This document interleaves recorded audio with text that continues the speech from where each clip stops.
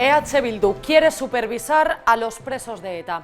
Así se desprende de una carta a la que hemos accedido en exclusiva en Voz Populi. 3 parlamentarios solicitan reunirse discretamente con la dirección de la cárcel de Basauri para controlar, entre otras cosas, sus condiciones. Una petición que llega apenas mes y medio después de que el Gobierno haya entregado al País Vasco la gestión de las prisiones. Enseguida les damos más detalles y les contamos las posibles consecuencias de este intento de trato de favor.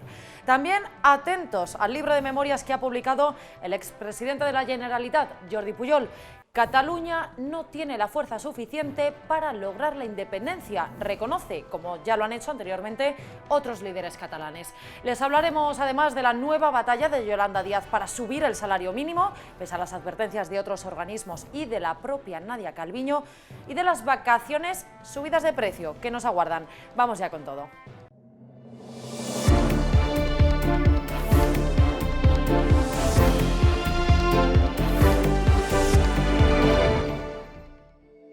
EH Bildu intenta beneficiar a los presos etarras. En una carta a la que hemos accedido en exclusiva en Voz Populi, 3 parlamentarios de la formación abertzale han pedido reuniones discretas, así lo escriben textualmente, con la dirección de la cárcel de Basauri para supervisar el futuro de los presos de ETA. Entre otras cosas, quieren saber cómo son las condiciones del encarcelamiento y las expectativas de integración social. La carta llega apenas unas semanas después de que el Gobierno haya entregado la gestión de las cárceles al País Vasco. Jorge Sainz, cuéntanos.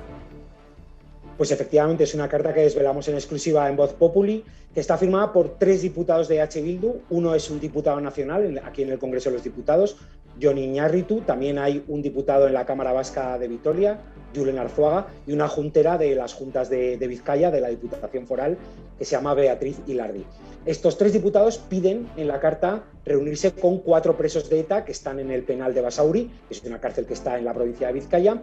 Y la novedad que aporta, lo que desvelamos en el diario, es que además de reunirse con ellos, piden entrevistarse discretamente, y lo dicen textualmente, con el director de la cárcel para abordar distintas cuestiones que afectan a estos presos de ETA, como su integración, su módulo de encarcelamiento y, lo que es más novedoso, qué condiciones pueden tener a partir de ahora que la competencia de prisiones ha pasado del Gobierno central al País Vasco. Esto es una novedad muy importante, se produjo en las últimas semanas como colofón a los acuerdos que el Gobierno de Sánchez firmó con el PNV para su investidura, y Bildu intenta ver hasta dónde puede llegar los beneficios que pueden tener los presos de ETA con esta nueva competencia transferida a las autoridades vascas.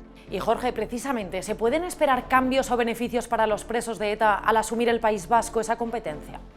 Bueno, el Gobierno vasco habló de un nuevo modelo penitenciario y esto provocó, digamos, bastante inquietud tanto en la Asociación de Víctimas del Terrorismo como en grupos de la oposición, el Grupo Partido Popular Ciudadanos en la Cámara Vasca. No sabemos exactamente cuál va a ser exactamente ese nuevo modelo penitenciario, pero cabe esperar que pueda haber cambios en el trato que se dispensa a los presos de ETA. Recordemos que este gobierno, el gobierno de Pedro Sánchez, ha tomado la determinación de ir acercando a los presos de ETA a las cárceles del País Vasco a un ritmo de 5 o 6 cada semana. Esto ya no es ninguna novedad y por lo tanto podría haber alguna novedad, algún beneficio extraordinario para ellos. Lo que piden los grupos de víctimas y la oposición de PP y Ciudadanos es que esta competencia, este traspaso de competencia, no suponga un traje a medida para los presos de ETA. Bueno, pues veremos en qué influye esta carta de EH Bildu y en qué se materializa finalmente. Jorge Sainz, muchísimas gracias. Gracias, Ana. Hasta luego. El expresidente de la Generalitat, Jordi Pujol, vuelve a la esfera política con la publicación de su nuevo libro. En él habla sobre Cataluña y sobre los casos de corrupción en los que se ha visto envuelto. Y deja titulares como este: Cataluña no tiene la fuerza suficiente para lograr la independencia. Habla de las grandes ilusiones que se han creado en torno a la República y no es el único líder, por cierto, que lo reconoce.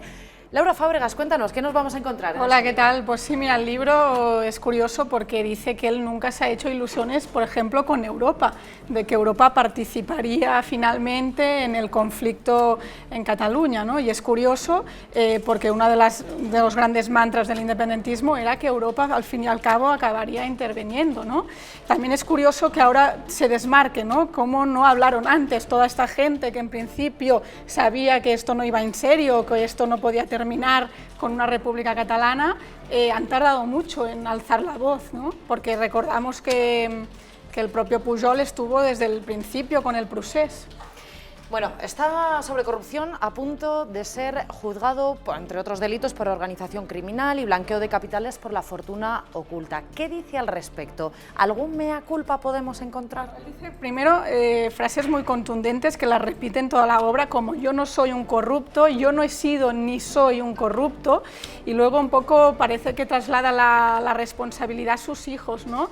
Sí que se autootorga, ¿no? Dicen todo lo que nos está pasando a él y a sus familiares, alguna responsabilidad moral debo tener, pero se queda en esto, ¿no? En cómo un padre que no ha podido transmitir a sus hijos valores de austeridad como los que él presume que tiene, ¿no?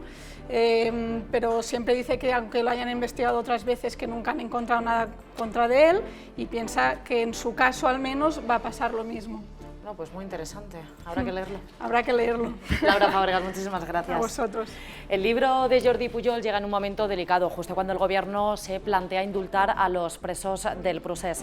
En este sentido, sobre indultos y sobre el diálogo con Cataluña, nuestro compañero Gaby Sanz nos da el comentario del día. Que el asunto de los indultos no iba a ser lo más importante de la agenda de los independentistas catalanes, ya lo he dicho aquí hace varias semanas. Lo que nunca imaginé es que se iba a confirmar tan pronto.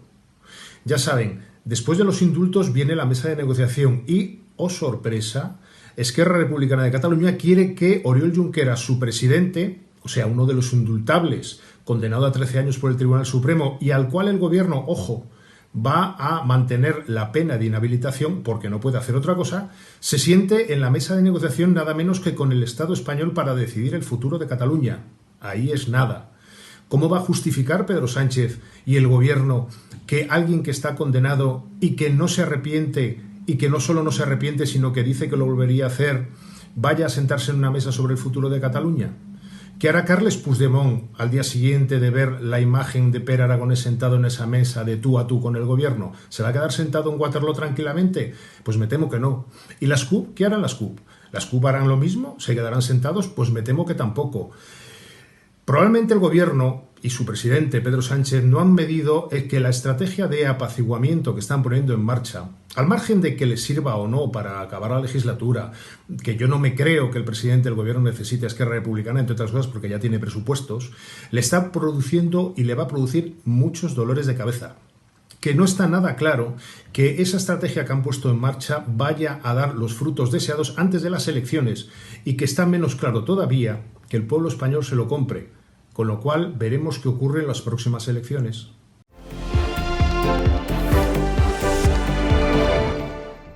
El Ministerio de Trabajo vuelve a la carga con la intención de subir el salario mínimo este año. Pese a las advertencias de la ministra Calviño, de la OCDE recientemente e incluso pese a la división entre el propio comité de expertos creado para este asunto, Yolanda Díaz prevé una nueva alza que podría ser de entre 1.000 y 1.200 euros. Alejandra Lucese, cuéntanos. Así es, justo le hemos preguntado este mismo miércoles al secretario de Estado de Empleo y él ha confirmado que el Gobierno en ningún momento ha abandonado su idea de subir el salario mínimo este año. Y de hecho están esperando a que en este mes, en junio, el comité de expertos que se creó para decidir el ritmo de subida del salario mínimo emita ya su dictamen definitivo y el Gobierno pueda saber hasta dónde hay que subirlo en los próximos 3 años y a qué ritmo. Lo que no ha tenido en cuenta el Gobierno precisamente es las dificultades con las que se está encontrando este comité, de académicos principalmente, para definir hasta dónde hay que subirlo, porque el mandato que se le dio fue que había que subir el salario mínimo hasta que alcanzara el 60% del salario medio para poder cumplir con la Carta Social Europea. La cosa está en que no es tan fácil definir cuál es el salario medio en España y ni siquiera la Unión Europea da unas directrices de cómo se puede calcular. Entonces, hasta que no se sepa de cuánto es el salario medio, no se puede saber cuánto sería el 60% de ese salario medio para saber hasta dónde hay que llevar el salario mínimo. Habrá que esperar a ver qué dice ese informe del comité de expertos por un lado, pero luego toca también Otro paso complicado, convencer a los empresarios. Justo, el Gobierno tiene que esperar a tener este dictamen y yo creo que lo va a utilizar para ir a la mesa de diálogo social con ese soporte para presionar a la patronal, que fue la más reticente a cualquier subida, e intentar convencerles de llegar a un acuerdo para la subida del salario mínimo. Hay que recordar que a finales de 2020 ya intentaron subirlo, la patronal se negó a firmar el acuerdo porque no consideraba que en la situación que está en el país fuera adecuado para las empresas subirles los costes laborales con una subida del salario mínimo, y el Ministerio de Economía, con Nadia Calviño a la cabeza, se alineó con los empresarios y consiguió parar la subida. Pero claro, ahora Trabajo va a intentarlo de nuevo y bueno, en este sentido ha habido muchas advertencias, como comentabas, de distintos organismos. Este mismo miércoles el Consejo Económico y Social recordaba que ha habido hay evidencia empírica de que subidas del salario mínimo que se hacen sin acuerdo pueden generar daños en la economía. Entonces, bueno, tendremos que ver si la patronal cede o si no, o en qué queda el asunto. Esta es la intención de Yolanda Díaz, subir el salario mínimo interprofesional, pero en el plan de reformas enviado a Bruselas para recibir los fondos europeos no contempla esta medida. Es cierto, el plan enviado a Bruselas no contemplaba para nada la subida del salario mínimo, cuando además podría haber sido adecuado, puesto que eso es bueno para la seguridad social porque suben las bases mínimas de cotización, y efectivamente no venía. No sabemos si es que el Gobierno no quiso incluirlo, que en ese momento no estaban de acuerdo dentro del Gobierno, o que Nadia Calviño interfirió para que no apareciera. También es cierto que tampoco venía la intención de derogar la reforma laboral, y Yolanda Díaz está constantemente diciendo que esa es su intención, así que tampoco tenemos certeza de qué es lo que van a hacer. Desde luego, nunca se sabe al final. Alejandra Alces, muchísimas gracias. Muchas gracias. Y la nueva factura de la luz ha llegado en el peor momento. La electricidad y la gasolina se han disparado y se prevé que lo haga aún más justo con la llegada del verano y cuando millones de españoles empiezan a desplazarse a las zonas de costa. El precio de la gasolina y el diésel ha subido y esto provocará que llenar nuestro depósito para estas escapadas resulte más caro. ¿Qué nos espera de aquí en adelante? Alberto Sanz. ¿Qué tal, Ana? ¿Cómo estás? Pues así es. Ahora ya empezamos a planear las vacaciones, empezamos incluso a hacer esas escapadas de fin de semana para disfrutar de la playa y nos encontramos con un escenario curioso porque vamos a huir de los precios que estamos pagando de la luz, pero en cuanto llenemos el depósito nos vamos a dar cuenta que no está tan barato como nos han ido contando durante la pandemia. Para que nos hagamos una idea, según los últimos datos del Boletín Semanal de Precios del Petróleo que nos da la Unión Europea, la gasolina y el diésel en España está un 14% más caro que lo que cerraba en 2020. Y para que nos hagamos una idea del chollo que teníamos durante la pandemia, en la misma fecha era un 24% y un 21% más barato en este último caso, en el caso del diésel, que lo que vamos a pagar ahora si llenamos el depósito. Así que estamos viviendo un momento bastante curioso. Luego se junta con el precio de la luz. Como comentábamos, estamos viviendo un cambio en la factura, pero también viene dado porque se está pagando más el precio de la luz. Es un 3% más caro que en abril lo que se ha pagado en mayo. Es un 216% más caro que lo que se pagó en mayo de 2020, lo que ha cerrado en el mes de mayo, gracias a los datos que nos ha facilitado el Grupo ASE. Y para quitar un poco los efectos de la pandemia, el mes de mayo de 2021 ha sido un 70% más caro que la media de los últimos 5 años en este mes de mayo. O sea, estamos pagando unas cifras energéticas bastante caras. Y Alberto, ¿esto tiene algo que ver con la nueva factura de la luz? ¿Se puede establecer algún vínculo? Pues la verdad es que hay que saber separar ambas cosas, ¿no? Por un lado, la factura de la luz lo que marca son nuevos tramos, porque nos lo viene marcado sobre todo por el tema de las empresas a nivel de peajes y demás, pero la factura no lleva intrínseco una subida.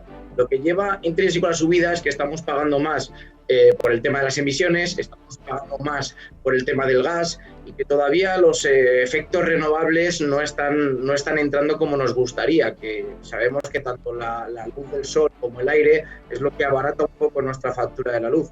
Pero además de eso es que la demanda se está recuperando mucho más.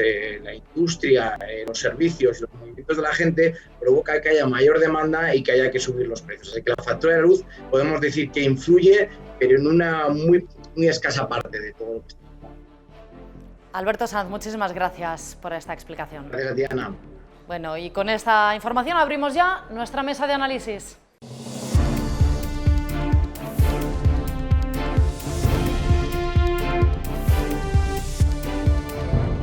Y hoy nos acompañan en esta mesa de análisis Alejandro Vara, bienvenido. Hola, ¿qué tal, Ana? Muy bien, espero que tú también. Fenomenal. Me alegro.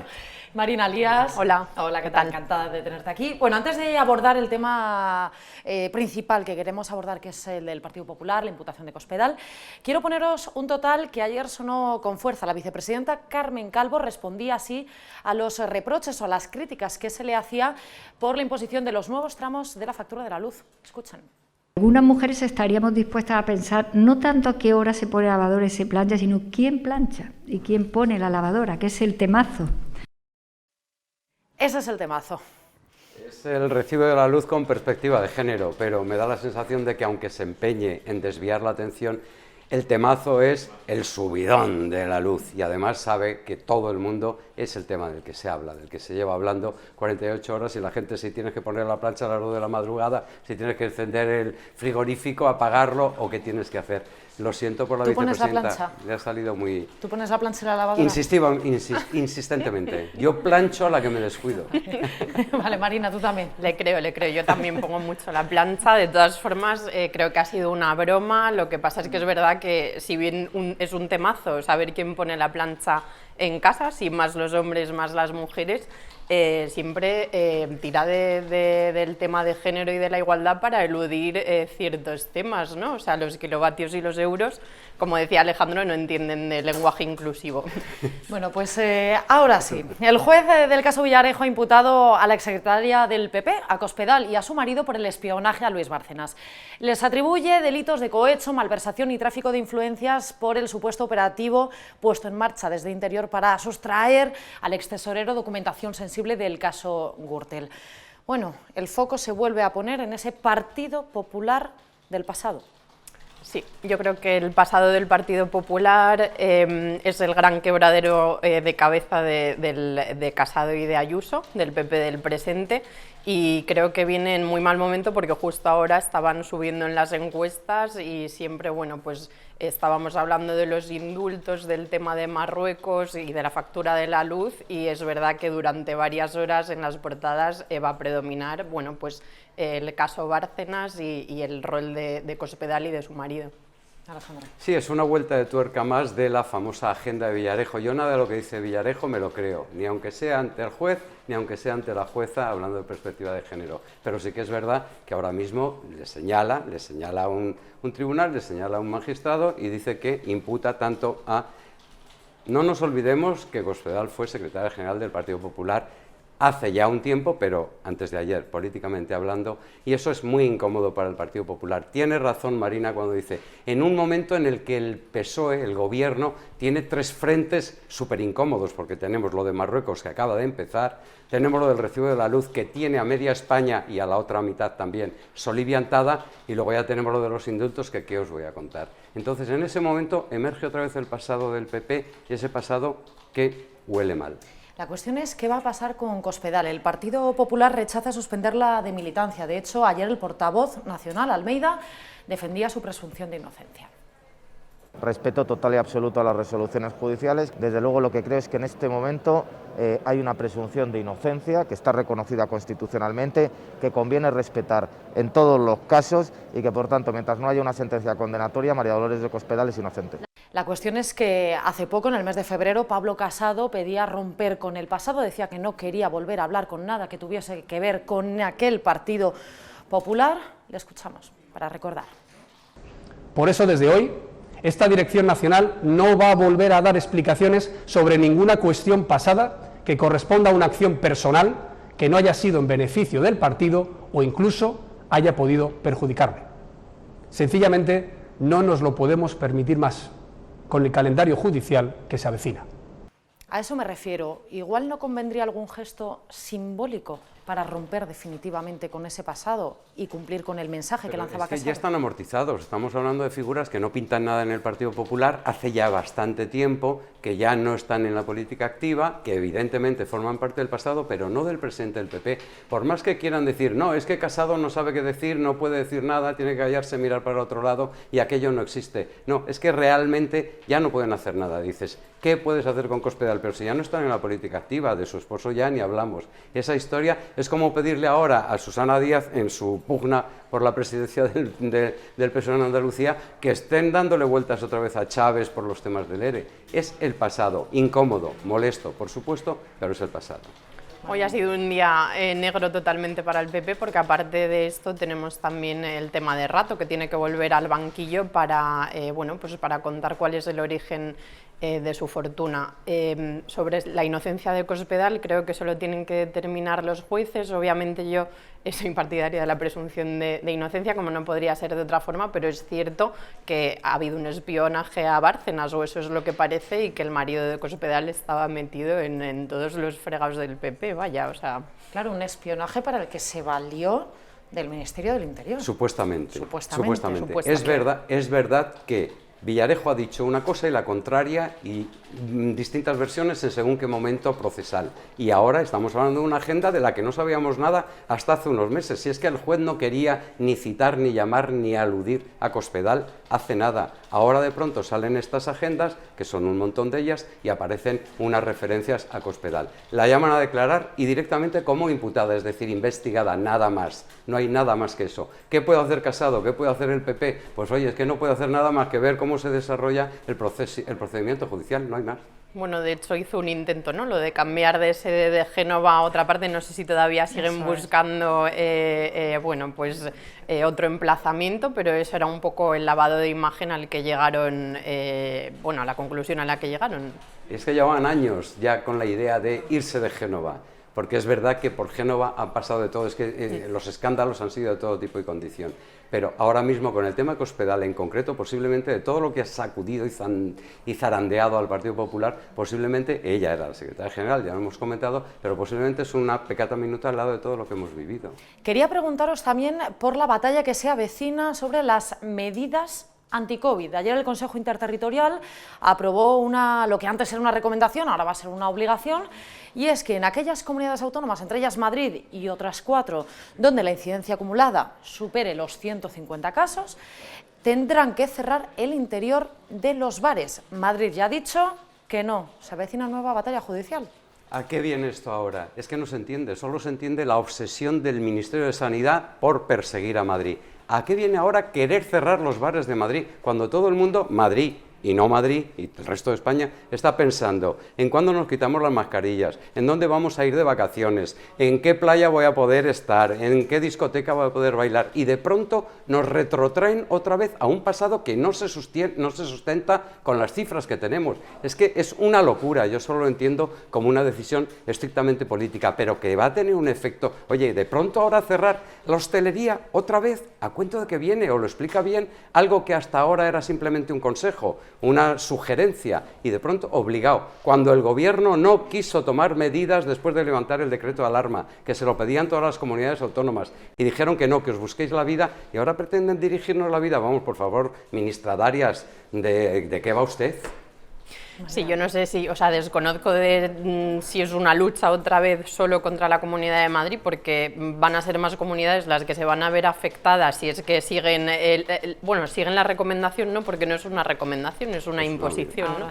Entonces van a ser más allá de Madrid, pero sí que creo que deben dar alguna explicación, porque no se entiende, y no se entiende por 3 motivos. O sea, no se entiende por la situación epidemiológica, no se entiende por el avance en la vacunación, y sobre todo porque al final del estado de alarma fue el mismo gobierno el que emplazó a las comunidades autónomas a elaborar su propia normativa en la lucha contra la COVID. Entonces, si ya han hecho la normativa, ya se está cumpliendo y se está mejorando en vacunas y en situación epidemiológica, ¿por qué ahora cerrar el interior de los bares? Dicho esto, sí que creo que hay zonas Suena a aberración, sí. Y aberración sin explicación. Las cosas, cuando tomas medidas, lo tienes que explicar. Y cuando das oye, que esto afecta a muchísima gente, cuando das un paso atrás, como el que pretende la ministra Darias, lo tienes que explicar mejor. Hasta ahora era imprescindible la unanimidad de todos los presentes en ese Consejo Interregional, interregional. Han votado divididos. Han votado divididos. 11 a favor, 6 en contra, claro, hay y 2 abstenciones. 8 que no se han sumado, de los cuales son 6 en contra, que representan los de los noes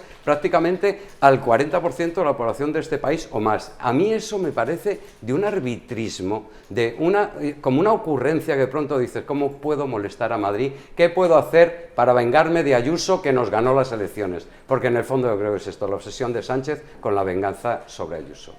Sí, nada, solo lo que quería decir sobre el tema del interior de los bares, sí que creo que hay algunas zonas, bueno, en Madrid porque es donde estamos, pero me imagino que en las grandes ciudades será igual, como la calle Ponzano y zonas así, que sé que realmente están abarrotadas y deberían tener un poco más de control sobre la cantidad de gente que está dentro de los establecimientos. Pero eso está fijado también, yo creo que sí que hay que controlarlo, sí. hay que seguir. Sí, en la norma está, pero no tiene nada que ver, poneos en la imagen de que el comportamiento de la gente es fundamental. Claro, pero es ejemplar y las cifras dan la razón a la gente, dan la razón, lo están haciendo muy bien. Quien lo está haciendo muy mal es la ministra Darias, sintiéndolo mucho, y ya las vacunas AstraZeneca, eso ya directamente para que se dimita y se vaya con la ministra de Exteriores. Esto para la siguiente tertulia ya. Por supuesto. Alejandro Vara, Marina Lías, muchísimas gracias por estar aquí con nosotros.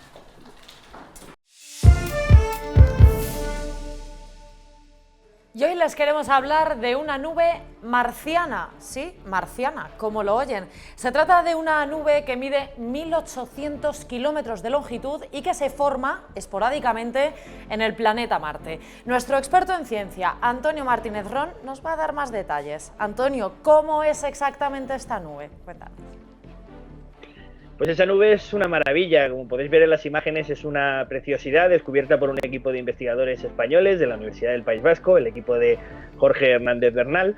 Hace unos años descubrieron una serie de sombras extrañas en Marte y de repente han podido caracterizar, a base de recopilar y comparar imágenes, esta nube que tendría el tamaño, por hacernos una idea, como si fuera desde Madrid hasta Londres, incluso un poco más lejos, ¿no? Para hacernos una idea más o menos de sus dimensiones, unos 150 kilómetros de anchura, y es una nube orográfica, es una nube que se forma cuando las corrientes de viento ascendentes suben por una de las laderas del monte Arsia, que es un volcán de 20 kilómetros de altitud en la superficie de Marte, y ese cambio de presión, el aire al enfriarse se condensa y forma una nube de cristales de hielo que tiene esas increíbles dimensiones y que se ha podido detectar gracias a un análisis muy pormenorizado de imágenes que hasta ahora no se habían visto. Antonio, es interesante saber cómo se descubrió. Esta es una de las partes siempre que más me gusta contar, ya lo sabéis, y es que fue un hallazgo en el que colaboró un poco la perspicacia de Jorge y su equipo y también de algunos aficionados que ya se habían fijado de que había algo extraño.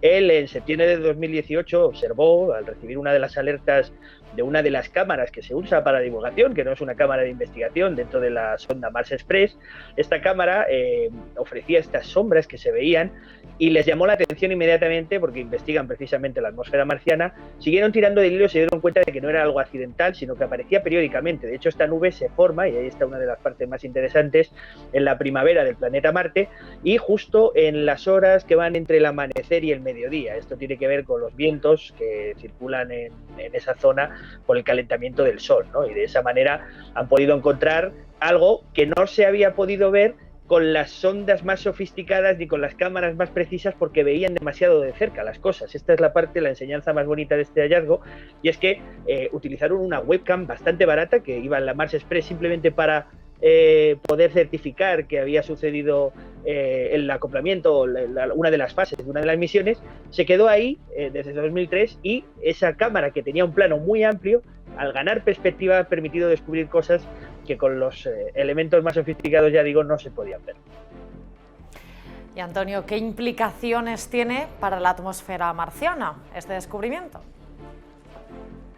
Pues es muy interesante la cantidad de avances que se están haciendo a la hora de descubrir cómo funciona la atmósfera del planeta Marte, no solamente cómo es su geología. De hecho, hace apenas unas semanas hemos podido ver por primera vez cómo Ingenuity, una especie de dron, helicóptero, volaba por primera vez en otro mundo, lo cual ha sido todo un hito. Y estamos también descubriendo los cielos de Marte, como los meteorólogos del siglo XIX investigaban los cielos de la propia Tierra, y en ese sentido este es uno de los elementos más, me decía Jorge García Pla del Centro de Astrobiología, que necesitan muchas más observaciones como estas para poder llegar a tener tan bien caracterizada la atmósfera marciana como tenemos la atmósfera terrestre y conocer sus nubes, que ahí está un poco la novedad, el hecho de empezar a mirar las nubes de Marte, además de las nubes de la Tierra. Antonio Martínez Ro, muchísimas gracias, como siempre, por contarnos estos temas tan interesantes. Hasta pronto. Y a vosotros. Aquí termina esta edición de Barra Libre. Ya saben que si les gusta lo que les contamos, nos pueden ver y leer en la web de vozpopuli.com, también en nuestro canal de YouTube. E importante, estamos también en formato podcast en Spotify, ahí nos van a encontrar. Nosotros volvemos mañana, como siempre, con muchísimos más temas. Hasta pronto.